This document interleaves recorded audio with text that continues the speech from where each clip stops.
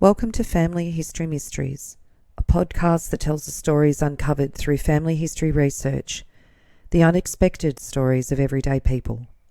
I am an avid family historian who has been compiling my family tree for over 15 years, with nearly 20,000 people recorded in my trees. And please put a review on my podcast. That will certainly help in getting the word out there and creating more listenership.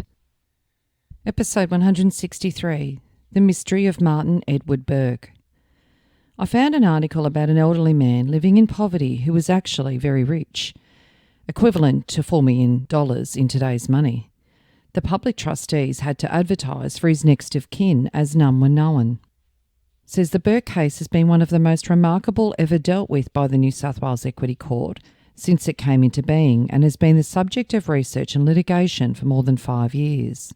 On the 18th of September 1933 in the Brisbane Telegraph, an article states an old man's fortune, found after death in poverty.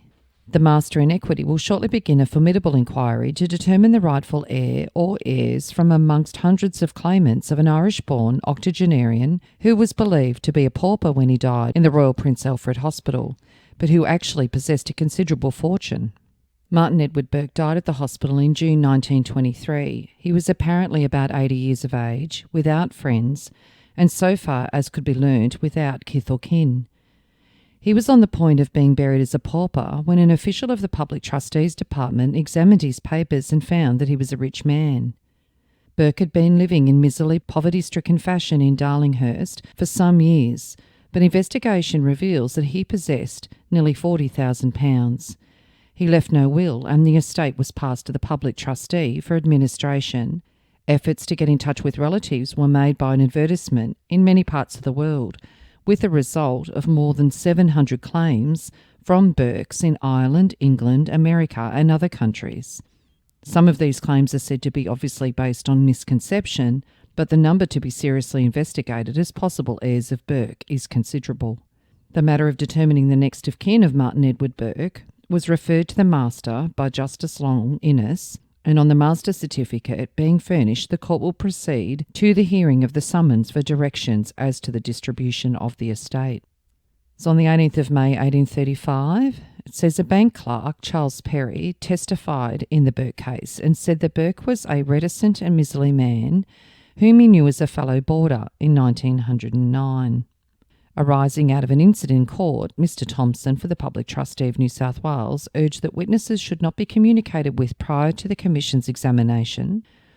Patrick Toohey, 34, said he remembered Burke in 1915. He did not think he had much money, or he would have found out more about him. Witness agreed that the son of the claimant, Mrs Hayes, visited him and told him to say nothing to any callers. Another article says it looks as if the Burke Thousands will go to the New South Wales State Treasury. The Master in Equity had before him 1,200 applications, which he reduced to 5. This included Mr Thomas Hayes of Eden, and he has now decided that none of the claimants are entitled to the £45,000 left by Martin Burke, who has been discovered as a former Bombala postmaster. And another article says claims to share in the estate simply poured into the office of the Public Trustee from all parts of the world. In 1935, the acting Master in Equity found that Burke had only one next of kin, Mary Hayes, the wife of a small farmer in County Clare, Ireland. Further inquiry was ordered by the court, and after evidence had been taken on commission in Ireland, the matter was again remitted to the Master. Claims were rejected in batches until finally 5 were left, those being of Mary Hayes, who claimed to be a niece of the deceased, Mary Henderson, Thomas Hayes, John Williams and Ellen Ellingham, who all claimed that they were cousins of the deceased. In a long judgment delivered yesterday, the Master held that Mary Hayes had failed to substantiate her claim that her mother was a sister of Martin Edward Burke, and that the other remaining 4 claimants also failed. At the request of the solicitors for Mary Hayes, and in order to give them time to communicate with their principal, it was agreed that settlement of the Master certificate, dismissing all claims received, should stand over for 3 months. The matter will then again go before the Chief Judge, and perhaps finally be disposed of. And another article on the 25th of July 1937 in the Sydney Truth. The state's £50,000 windfall from estate, claimants fail to get fortune. With the decision of the master in equity in the Martin Burke case, a matter of destination of some £45,000, the hunt for legitimate claimants to this fortune has ended, and the state government, with the accrued interest, gets a windfall of £50,000. While this is so, however, the whole of the principal and accrued interest will continue to be held in trust by the Crown and is open to any claimant to come forward in the future. Investigations had been conducted over a period of years, and claims of over 1,200 people to a share in the intestacy were carefully gone over after evidence had been taken both here and in Ireland. Mr. Parker's finding, after an exhaustive analysis of available evidence, was in favour of the public trustee, who disputed all claims on the grounds that none had been substantiated. The effect of the judgment is that the money will now go into the consolidated fund unless some wholly unlooked development occurs. Martin Burke was originally a gold commissioner and was subsequently a postal employee in small towns of New South Wales. Before his death, he lived unobtrusively in Darlinghurst, and none of his acquaintances ever dreamed that he was possessed of considerable wealth, which he apparently accumulated through careful and lucky speculation. Some years before he died, he made a trip to his birthplace in Ireland in search of relatives, it was said, but apparently failed in his quest. Mr. Parker, at the conclusion of his voluminous judgment of 9,000 words, said that he regretted that the investigation had not elicited any next of kin, and the transcript of the evidence ran into thousands of pages. In the judgment, Mr. Parker was dealing with matters remitted to him by an order made on the 6th of March of last year. A declaration order was made in September 1932. On June the 7th, 1936, the Master ruled that his inquiry was a continuation of that held by the acting Master during the interval between the two orders. This had the effect of leaving the acting Master's decision without operation. Of all of the claims heard before the acting Master, Mary Hayes was the only one that continued before Mr. Parker. The claims of Maria Mullins and Harry Burke were abandoned at the beginning of the remitted inquiry.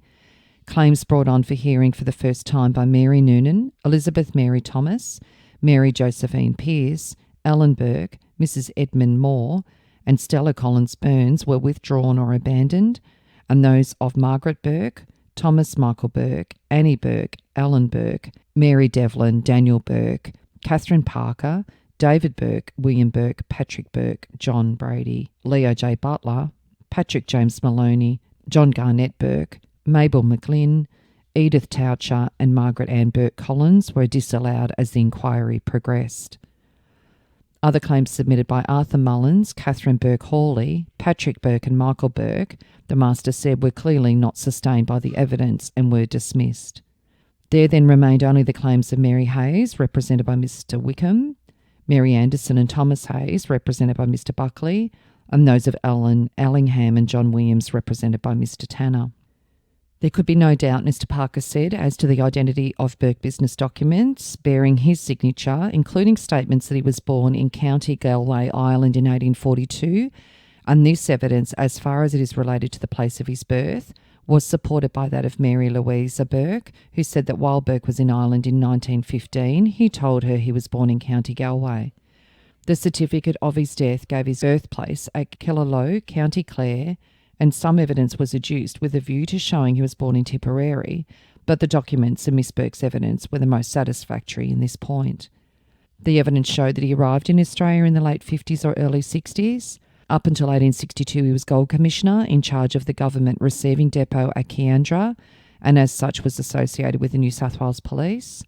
Then for a period of 30 years or thereabouts, ending in 1902, he was an official of the New South Wales Postal Department. His first appointment was at Kiandra. From there he was transferred to Bombala, later to Braidwood, Queanbeyan and finally to George Street, West Sydney, where he remained till he retired from the service. For a short period in 1892 or 1893 he went on leave to England. There was evidence too that in 1909 and 1915 he visited Ireland, and a passport showed that he returned to Australia from England in 1918. After that date he was living in Sydney and died at the Prince Alfred Hospital in June 1923. It said that when he died, a search of his room that he occupied in Darlinghurst disclosed bonds and other securities of more than £40,000, and it was a surprise to all as he lived penuriously and had never hinted at being in possession of money.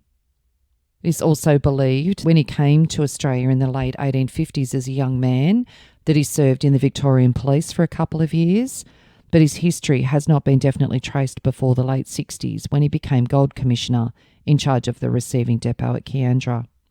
He didn't ever receive more than a moderate salary. He never married, nor, as far as is known, did he ever contemplate doing so. And a year later, a hospital will claim £20,000 from estate. In Sydney, the Royal Prince Alfred Hospital will claim £20,000 from the estate of Martin Edward Burke, who died there in 1923.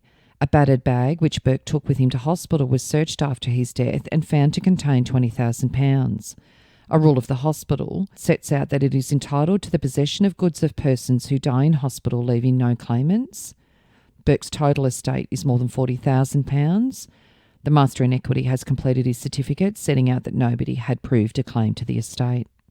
So what did I glean about Martin Edward Burke from Australian records?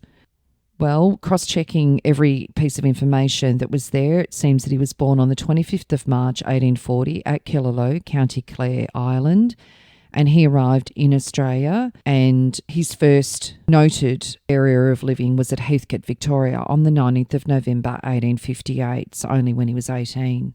He was appointed into the Victoria Police on the 14th of October 1858. However, his record of his time in the Victorian Police, he stated his birth date to be 1836, meaning he was 22. And the information he gave on his police record said that prior to signing up to the police force, he had been a groom with no formal trade.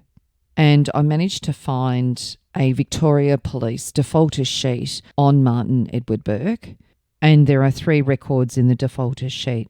The first one was March the 27th in 1859, neglect of duty. He was found not guilty though, and just reprimanded. Another entry on the 27th of June says proceeding on duty without his proper accompaniments. He was found not guilty and reprimanded as well. And then on the July the 28th, 1859, it says exceeding his duty as a constable, again not found guilty. He was reprimanded and cautioned, and it seems that he was moved to Rushworth from Heathcote as a result of that third instance, even though he was not guilty. And on the 20th of July 1859, it does state in the newspaper that Constable Burke was transferred. Then his record says on the July the 7th in 1860 that his offence was stealing a government-made brush, and he pled not guilty. However, he was deemed to be guilty and was dismissed from the force on the 14th of July 1860.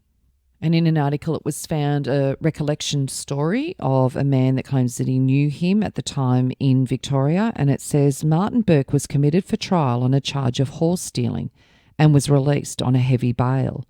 The case for trial was all set, the judge on the bench, the jury impanelled, and the prisoner was at the bar with an escort.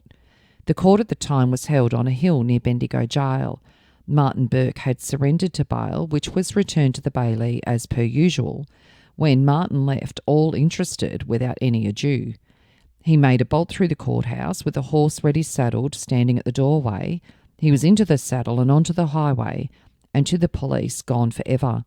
As soon as they got wind, the police were in pursuit, but by that time he had a good lead and headed for New South Wales. He does pop up in 1862, however, in New South Wales, with a promotion in the New South Wales Police. It says that he's being promoted from mounted constable to senior constable.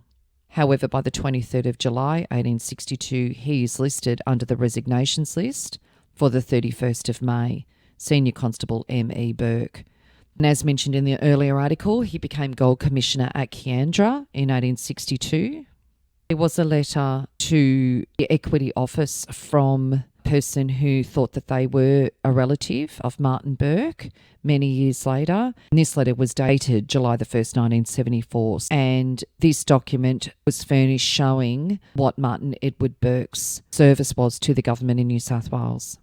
It says old staff registers show that Martin Edward Burke was born on the 25th of March 1840, and he was appointed to the government service on the 23rd of October 1862 as a station master at the electric telegraph station at Kiandra. It was under the control of the Secretary for Public Works, and his salary was £200 per annum. Staff registers show that he was employed in the following positions after leaving Kiandra in 1867.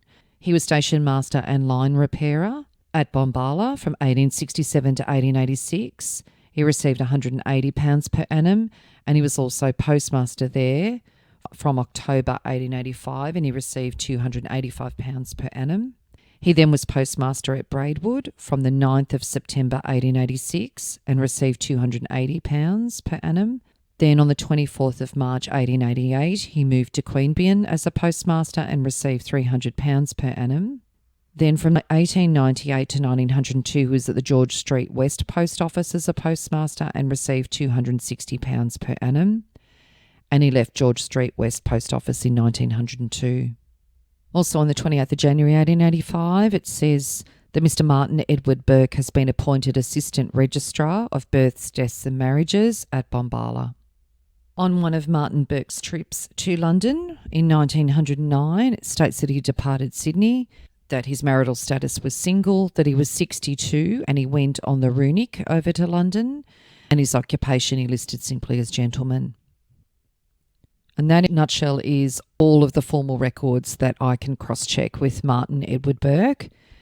In 1935, all that could be proved definitely, with the satisfaction of the Equity Court, was that Martin Edward Burke had been born in Galway Island. They said in 1842.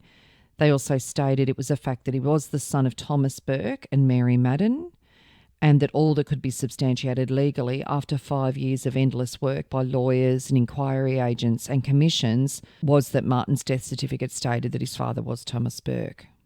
So as a result, there are a number of family trees that state on their family trees that Martin Edward Burke is a relative. So I do have several theories. So the first theory is that he was the son of Thomas Burke, who was a slater, born about 1818 in County Clare, Ireland, and Mary Madden. Thomas Burke was the illegitimate son of John Anthony Burke, who was a property owner in the barony of Leitrim parish of Clonrush, which is afterwards called Whitegate. John Anthony Burke married twice. One of his daughters, Catherine, migrated to America, where she married a man called McCusker, and 3 of John Anthony Burke's children came to Australia. So that's the first theory that is based on the parents stated in the Equity Court. However, I cannot find a family public tree that matches that above information. His family, though, has some siblings other than Martin Edward Burke listed. One was Mary Ann Burke, that was born in 1838 at Portumna, Galway, Ireland, who married John Lennon, a farmer in Armidale, New South Wales, on the 8th of April 1860, and they had 10 children. One tree, it does state that Mary Ann Burke's parents were John Burke and Mary Donnellan, and others, though, state that the mother was Margaret Kennedy. Others state, though, that Mary Ann Burke's parents were Nicholas Burke and Anne Hughes. So in terms of Mary Ann Burke being a sister to Martin Edward Burke and that family claiming, it's very muddy. There seems to be a lot of names that are listed, parentage there. Another sister that was listed with Thomas Burke as a father, Catherine Burke, who was born in 1840 in Ireland. Most trees don't have a definite link, though, between Mary Ann Burke and Catherine Burke to be sisters. Now, Catherine Burke had a daughter, Mary Hayes, who the Equity Court decided was the only one at the time that had a claim. So on the 6th of October 1933, it says, Irish woman's claim to estate succeeds. The £50,000 fortune of Martin Burke of Sydney, who was believed to have been a pauper owing to his frugal manner of living, has been awarded to Mary Hayes of County Galway, Ireland, who claimed to be his niece. So in 1934, the acting master did officially certify that Mary Hayes, the wife of Patrick Hayes, a small farmer in County Clare, Ireland, was Burke's sole statutory next of kin. However, on the 17th of September 1934, it says that Mary Hayes alleged political enmity in an attempt to defeat her claim to the estate. Hogan, in an affidavit, stated that he and Dr. Thomas O'Connor of Scariff on the 28th of December 1933 called on Edmund O'Gorman, a farmer of Whitegate, County Clare. O'Gorman informed him that he knew Mary Hayes and her family well, and the family of Martin Edward Burke. The mother of Mary Hayes, the defendant, was Catherine Burke, and that Catherine Burke had one sister, Julia Burke. O'Gorman then stated that Thomas Burke had no children except Catherine Burke and Julia Burke, and that as far as he knew, they were not related in any way to Martin Edward Burke. After some pressure, O'Gorman made an affidavit dated on the 28th of December 1933, but before swearing it, insisted that Hogan should delete a statement to the effect that Martin Edward Burke, late of Darlinghurst, was not a brother of Catherine Burke or Julia Burke. He gave as his reason for refusing to allow this statement to go into the affidavit that he did not wish to injure the claim of Mary Hayes. So in 1935, an appeal was lodged and the Equity Court granted leave to the Public Trustee to cross-examine witnesses by commission in Ireland. So in other words, I think this put some doubt into the case. And in May 1935, it says the first witness was Mrs. Mary Hayes of Whitegate, only surviving child of the late Mr. Burke's sister. Although she first said that she knew nothing about it, she said later that she would not deny that her solicitors in Australia had offered £250 and £150 costs if the claimants Burke and Mullins withdrew their claims, and she was successful. Harry Burke, aged 85, the first claimant called, said that his uncle Thomas had two children, one of whom was Martin E. Burke, who'd gone to the gold diggings in New South Wales. Asked by Mr. Thompson how he knew that he was the same man about whom the commission was inquiring, the witness said that he'd heard the father reading letters from him. Further inquiry was ordered by the court. In 1936, the master found in the end that there was no claim to the next of kin being proved, so this extinguished the claim of Mary Hayes, and the court overruled the master's findings. The justification? Well, they said that Mary Hayes' claim to kinship was based upon the contention that she was Martin Edward Burke's niece, with the only surviving child of his sister Catherine. The birth certificate of Mary Hayes describes her as the daughter of Thomas Burke and Catherine Burke, and is headed District of Mount Shannon Counties of Galway or Clare. The question whether Catherine Burke, Mary Hayes' mother, was a daughter of Thomas Burke, the slater, and Mary Madden, who the court believed were parents of Martin Edward Burke, was of course material. And on this, His Honour gave the same conclusion as the master. Martin Burke came to Australia in 1858 and he revisited Ireland 3 times, apparently in search of a sister or other relatives. But while there, he never got in touch with Mary Hayes. He never spoke to her or wrote to her or told his friends that he failed to find his niece Mary Hayes or his sister Catherine. The difficulty was the fact that the registration of births was not made compulsory in Ireland until 1863.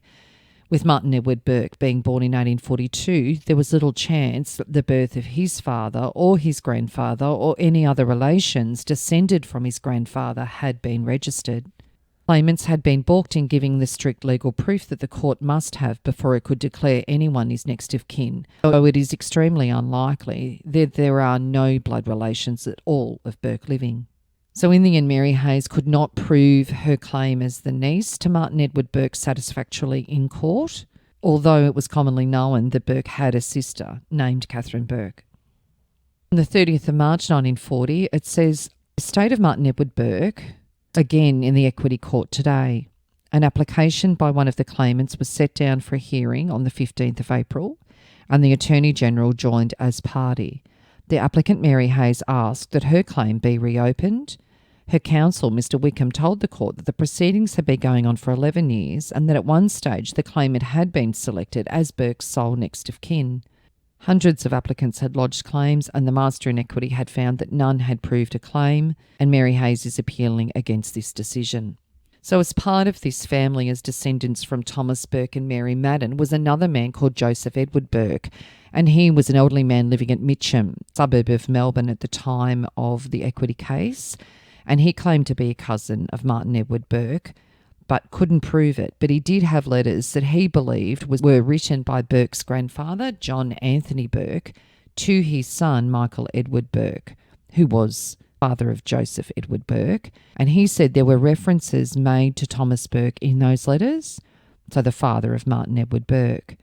Unfortunately for him, though, these letters, though written in affectionate terms, do not specifically mention Thomas Burke as a son of John Anthony Burke or any mention of Thomas Burke's son. If this was in fact the case, then there would have been little doubt. And another relative that was claiming to be a descendant of Thomas Burke and Mary Madden was Miss Catherine Shee, spinster living in Sydney. She said she was directly descended from John Anthony Burke and her grandfather through John Anthony Burke's former second marriage, but because of legal difficulties, she did not push her claims. There was another man, James Power, and James Power said his mother was Margaret Kennedy and her mother was a Madden, but I cannot obtain a link to say that Martin Edward Burke's mother, Mary Madden, was in fact related to Margaret Kennedy. And it says James Power of Portrush, who is 72 and blind, is the latest claimant to the Burke estate. He said that his grandmother and Martin Burke's mother were sisters. Martin came to Portrush in 1912 looking for his sister. Power told him that his sister was dead, and Martin promised to put a headstone on his sister's grave, but he never saw him again.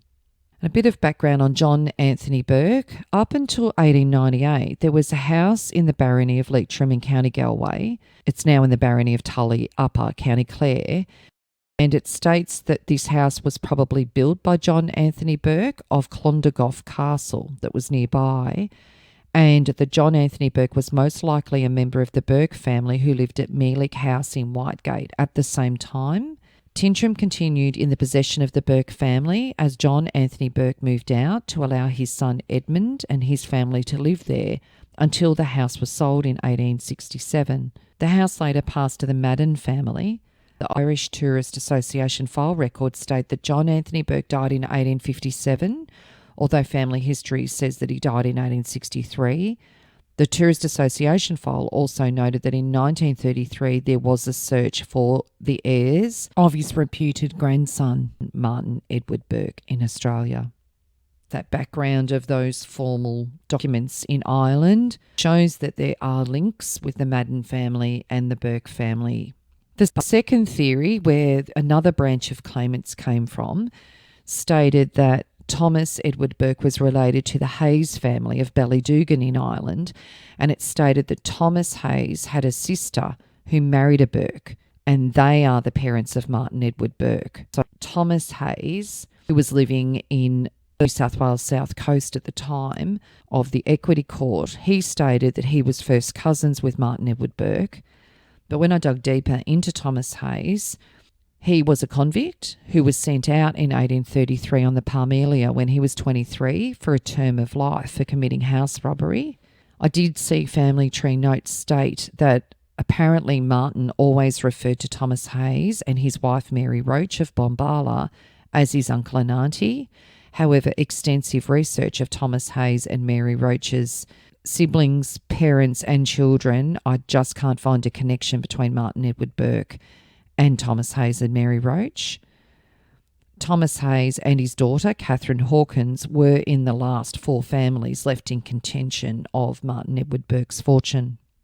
So it says it may be of interest to note that amongst the claimants for the portion of the £50,000 fortune left by the late Martin Edward Burke, respecting which evidence has recently been taken in the old country, is that Mr. Tom Hayes Sr. of Eden tells us that Martin Edward Burke was in his younger days a policeman in Ireland, and that after coming to Australia he entered the service of the Post and Telegraph Department of New South Wales and became postmaster at Bombala.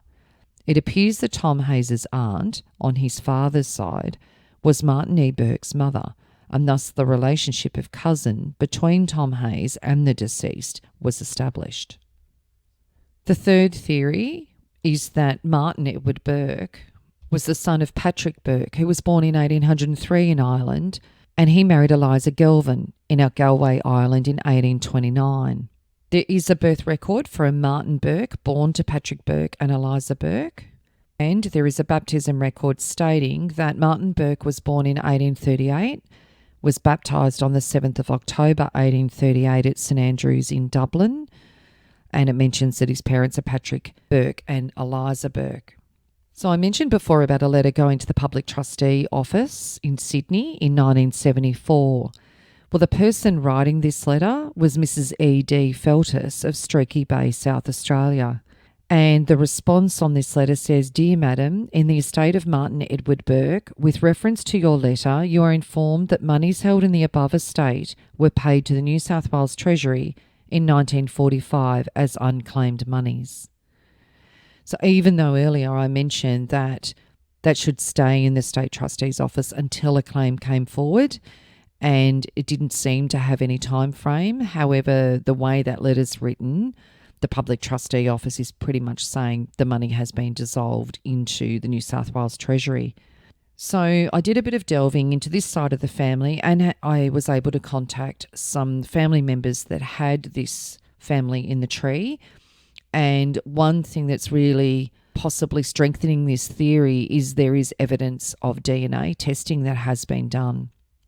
So based on this family tree, putting Martin Edward Burke into the picture, there is an Edward Burke that came out on the ship the Mermaid and arrived in Western Australia on the 15th of May 1851 with his family.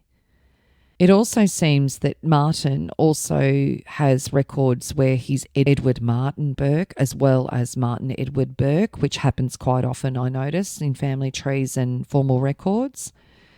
And one family member says that Martin went to Melbourne and he changed his surname to de Burgh.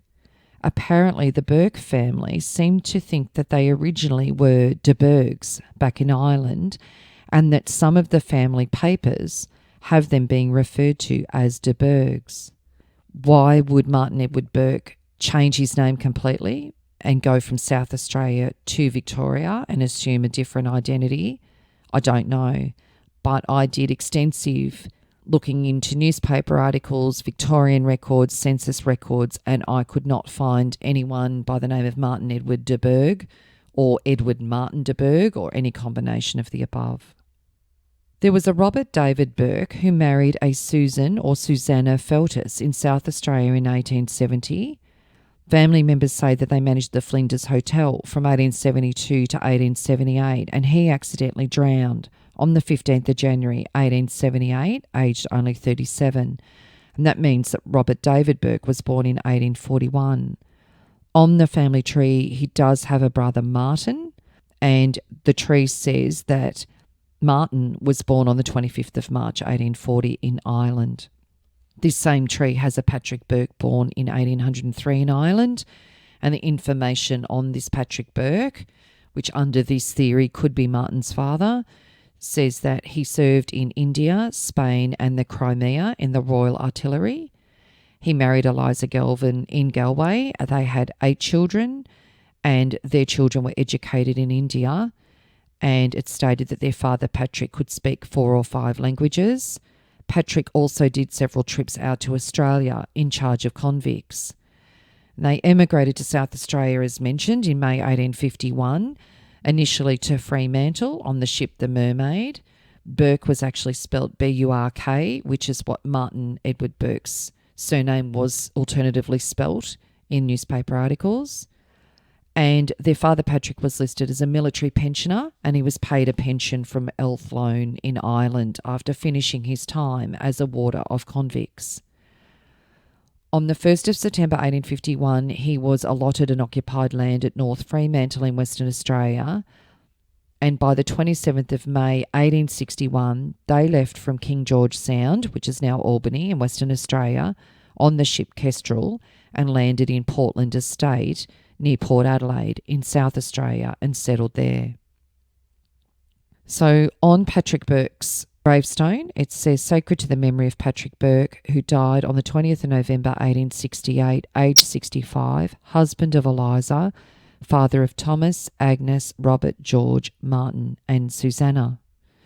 So I'll give you a little bit of information about the theory behind Martin Edward Burke being the child of this family.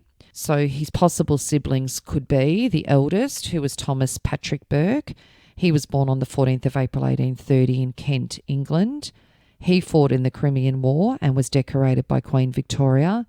He arrived in Australia in July 1870. He worked at Port Lincoln and then Mayvale, working for Mr. Horne. He left Mr. Horn in 1875 to work on the railways. He married in Adelaide on the 4th of March 1878 to Sarah Elizabeth Irons when he was 48, but they had no children, and Thomas died on the 6th of April 1905 at Walkerville, Adelaide, and his wife died only 4 years later in 1909. So if we presume this theory about claimants, there were no claimants based on his older brother and his wife, as they died long before Martin Edward Burke did. Says that Mr. Thomas Burke, who with his wife had been living for the past 8 years in one of the Somerset cottage homes at Walkerville, died suddenly on the 6th of April. He complained to his wife shortly before his death of not feeling well, but feeling slightly better, he walked a little way down Margaret Street in front of the cottages and fell down and expired. He was an eloquent raconteur, and his vivid word pictures of his experience and what he'd seen in the Crimea were most thrilling. He landed with the main body of the British Army in Russia on the 18th of September 1854 and left in June 1856 with his battery at the close of the war. Although he fought at Alma, Balaclava, Inkerman, Sebastopol and at Kingburn, he escaped unscathed, excepting that he was buried in debris in one of the trenches before Sebastopol when a shot from a Malakoff struck the parapet he was looking over at the time. He, however, was not much injured. Mr. Burke was born at Dover, Kent, of Irish parents on the 14th of April 1830. In July 1870 he arrived in South Australia, went to Port Lincoln and Streaky Bay and worked on a sheep station for Mr. Horn. In 1875 he entered the locomotive department, from which he was connected for 20 years, ultimately resigning. He resided at Hindmarsh for 17 years, and for the past 8 years at Somerset Cottages. He left a widow. A brother lives at Streaky Bay. The second born was William Burke, who was born on the 26th of June 1831 in Galway, Ireland, but he died on the 21st of February 1869 in Hollywood in Ireland. The third child was Elizabeth Agnes, known as Eliza, who was born in either 1831 or 1832 in Ireland or the UK. She married George Drummond Ralston on the 18th of March 1852 in Fremantle, Western Australia. They had 5 children, and 2 of their children were alive at the time of Martin's death and were living at Fremantle. Eliza had died on the 7th of January 1864 in Fremantle, aged only 33. So her children would have been very young at the time of their mother's death and could very well have not had that family link and known too much about their uncles and aunts. There is a family tree that states that they have DNA matches with Barry and Steve Wilson, who live near Streaky Bay in South Australia. And he says that Martin, Elizabeth and John are all brothers and sisters. I am pretty confident because DNA matches through the Wilson boys to the Ralstons to Elizabeth Agnes Burke, who is a sister of Martin. There is always more for evidence, but I think the probability is good. The fourth child was John Burke, who was born in 1835 at Cartron, Oranmore, Galway, Ireland. He stayed in Ireland and married Mary J. Ryan on the 28th of October 1866 at Ballybricken, Limerick, Ireland. They had 13 children. Mary died in 1877, and then he married Mary King in December 1879. He had a son, John Burke, who was born in 1866 and died in 1950, and this is where this man who did the DNA link is from. So even though there is a DNA link, the DNA link is only connecting John Burke's descendants and Elizabeth Agnes Burke's descendants. Martin Burke is in that tree, but there isn't still a definitive link of him being connected to this family. The fifth child, Edward Burke, was born in 1836 in Gibraltar and married Mary Louisa Conroy on the 22nd of August 1857 in Fremantle, Western Australia. They had 5 children. 2 would have been alive when Martin died. Edward, though, died in 1913, although that's not substantiated. There's no death certificate or death record connected with that. The sixth child was Robert David Burke, born on the 4th of September 1841 in Ireland. He married Susan Feltus on the 17th of November 1870 in Flinders, South Australia. They had 4 children, and Robert died on the 15th of January 1878 at Streaky Bay, aged only 36. So again, very early, where his children would have been quite young, but that is where the Mrs. Feltus, who wrote the letter in to the state trustees, that's the line that she comes from. The seventh child was George Burke, who was born in 1845 in Dublin, Ireland. George worked on properties in South Australia and farmed at Streaky Bay. He married Elizabeth Frances Campbell on the 3rd of April 1878 at Streaky Bay, and they had 6 children, and he died on the 10th of October 1912 at Streaky Bay, aged 67, again before his brother did, if that theory is the theory that we're going with. And the 8th child, Susanna Burke, was born on the 25th of October 1848 in Ireland. She married at her parents' home in 1866 to David Allen. They had 7 children, and she died on the 30th of March 1885 at Streaky Bay, aged only 36. So as you can see, out of those 8 children, if we're presuming that Martin Edward Burke was a sibling, then a lot of them, more than half of them, either died quite young, stayed in Ireland, or they died before their brother did. So this family believed that when Martin went to Victoria, that he changed his name to de Burgh, but when he went into New South Wales, he changed it back to Burke. That is a plausible theory. We don't know why he may have changed his surname to enter Victoria and start in the police force, but considering his police record and that he was dismissed, then you could see that it's plausible that he would return to his birth name to then commence work in the New South Wales police force. Eliza Harper claimed that she was a niece to Martin, and she wanted to claim, but she didn't know his birthplace. She didn't know his actual name because he used de Burgh as well. She wasn't sure what his original name was and what was attached to formal records. And she also stated to her family that she couldn't afford a lawyer. But Eliza Harper is related to a lady that I had contact with, and they firmly believe that Martin Edward Burke is a member of the Burke family of South Australia. There is the next theory that he was a cousin to Catherine Hawley, who was a Burke, and Patrick Burke. So their father was Patrick Burke Sr., and he was born in October 1824 in Mitchellstown in Cork Island. All the siblings listed in this family lived about an hour away from Martin's birthplace. There is no Martin Burke listed as a sibling in Catherine Hawley and Patrick Burke's family tree, though. And then there's some where it mentions that the parents were Patrick Burke and Johanna Condon. However, it says Patrick Joseph Burke of West Maitland, New South Wales, said today that he was appearing for Catherine Burke Hawley, who claimed to be a first cousin of Martin Edward Burke, and his father, Mrs. Hawley's brother, who died in 1934. He also claimed an interest in the estate. He said, "My father's uncle paid Martin Burke's passage from Ireland to Australia somewhere in the 1860s. My father once met Burke in Waterloo Road, where he was living in an old shack. Later he was living in a disused tram car, and the authorities tried to shift him out of it." However, on the 9th of October 1937, it says fortune seeker found dead. Estate of M.E. Burke, London. Patrick Joseph Burke, a Wiltshire publican who was a claimant to the fortune of his Australian namesake, was found shot dead in the stables of his hotel. He'd spent large sums in travelling to Ireland, his birthplace, in a vain attempt to establish the claim. However, I can't find a Patrick Joseph Burke listed in a family tree that is around that time. So I'm not sure where that article came from. It seems to be a little bit of a red herring, actually. And just some odd articles that came through with other claimants. And as you know, there were over 1,200 of them. So some of the interesting ones that piqued my interest, on the 4th of August 1937, it says 3 sisters of North Sydney who claim to be the next of kin of the late Martin Edward Burke will institute legal proceedings in an attempt to obtain a share of the £50,000 found in a mattress on the bed of the supposed pauper. These fresh claimants are Mrs. D. McIntosh of Artarmon, Mrs. Elsie Hepplewhite of North Sydney, and Mrs. A. Lee of Chatswood. The 3 women who've obtained statements from priests of the church which Burke attended claim that certain portions of the evidence already given by witnesses before the master in equity support their claim. Mrs. McIntosh claims that her maternal grandfather was a brother of Martin Burke's.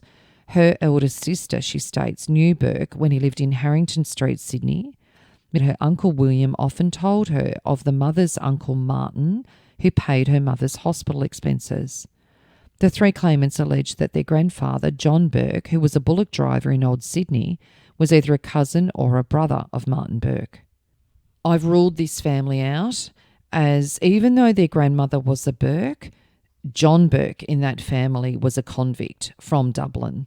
And another section said that the descendants of the late Edward James Burke believe there's an extraordinary likeness in photographs between Martin Edward Burke and Edward James Burke. But again, I can't find an Edward James Burke that links in easily with the birth dates to be a sibling or a cousin, and without photographs available of Edward James Burke, it's difficult to agree with that assumption. Another claim, the latest claim to be received, was from Mrs. Lillian Schultz, a resident of California. A letter from her addressed to the probate office and forwarded by the registrar of the Public Trustee, accompanied by a copy of a will executed by a one Thomas Burke of Washington, USA in 1901, leaving his estate to his wife and her heirs, Thomas Burke. Thomas Burke said Mrs. Schultz was born in Ireland in 1845, migrated to the United States, and in 1899 married in the state of Washington. He had a son, Herbert Burke, but soon after the son's birth, he disappeared from San Francisco and took the name of Martin Edward Burke.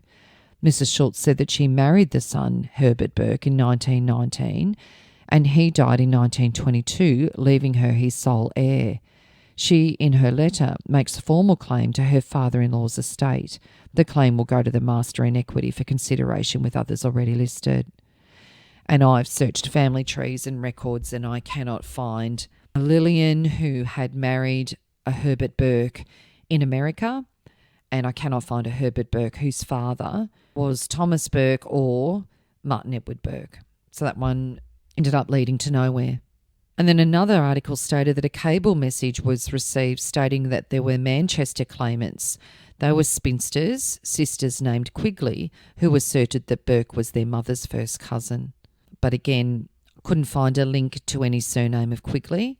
And on the 5th of May 1924, with the Burke estate, it says Sheffield salesman's fortune. In London, Harry Taylor, a motor salesman of Sheffield, had inherited £40,000 from the estate of his uncle, Martin Edward Burke, who died interstate in Sydney a year ago. And that was obviously not true at all, as no one in the end actually received any of the money that was claimed. So I will leave it up to you as to which theory you think it might be. This took many hours of exhaustive investigation, and ideally hoped, particularly with DNA advancements these days and our access to formal records, that there may have been a distinct link to a family.